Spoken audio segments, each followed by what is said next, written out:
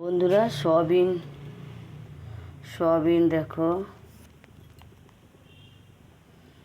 এইভাবে সয়াবিন গরম জলে আমি ভিজিয়ে নিয়েছিলাম, ঠান্ডা হয়েছে। এভাবে ছেঁকে ছেঁকে সয়াবিনগুলো সবাই জানো, এভাবে জল নিগড়িয়ে জল দিতে হবে। এখনও জলটা গরম আছে, এভাবে জলটা একটু ঠান্ডা জল দিতে হবে। এবার গরম জলে ভিজিয়ে নিয়েছি সয়াবিনটা। এবার ঠান্ডা জল হলে জলটা ছাঁকতে পারবো ওটা। এবার এইভাবে ছেঁকে এভাবে ছাঁকতে হয়, কেমন? এইভাবে একদম জল নিংড়িয়ে ছেঁকে তারপরে ভাজতে হয়, কেমন? তারপর ভেজে আমি এই যে পেঁপে আলু কেটে রেখেছি, পেঁপে আর আলু কেটে রেখেছি।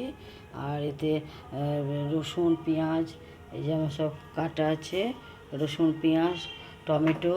হ্যাঁ, প্রথমে কড়াইয়ে তেল দেবে, জিরে ফোড়ন দেবে, তেজপাতা দেবে আর কাঁচা লঙ্কা দেবে চারটে, 4-5টা। তারপরে এই সয়াবিনগুলো তার আগে ভেজে নেবে। হ্যাঁ, তারপরে এই পেঁপে আলুটা ধুয়ে দেবে। তারপরে নুন, হলুদ, মিষ্টি, জিরে ধনে গুঁড়ো, আদা বাটা আর মিষ্টি তো দিতে হয় আন্দাজ মতন। তাহলে দিয়ে তোমরা এই তরকারিটা করতে পারো। বসা কাঁই তরকারি হয়, ঝোল না। খুব সুন্দর, রুটির সাথে ভালো লাগে, ভাতের সাথে ভালো লাগে। আর আমার ছেলের তো সয়াবিন ভীষণ প্রিয়, তাই আমি সয়াবিনটা করছি। তোমরা এইভাবে সয়াবিনটা করতে পারো।